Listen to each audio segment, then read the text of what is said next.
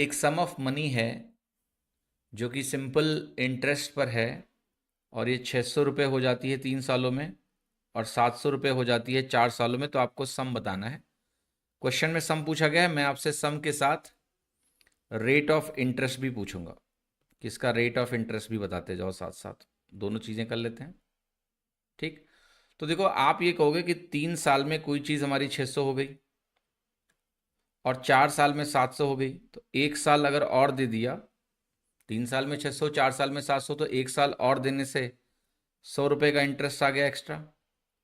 1 साल का अगर इंटरेस्ट 6 रुपये है, तो यहाँ 3 साल का इंटरेस्ट कितना बनेगा? 300।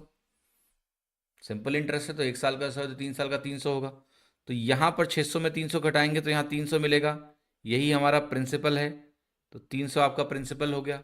और अगर मैं आपसे रेट ऑफ इंटरेस्ट पूछता, तो आप कहते कि रेट ऑफ इंटरेस्ट होगा 1/3, क्योंकि 100 रुपये इंटरेस्ट है 1 साल का, 300 प्रिंसिपल है, तो 1/3 रेट ऑफ इंटरेस्ट बनता, यानी 33 1/3% हमारा वैल्यू होता। यस और नो?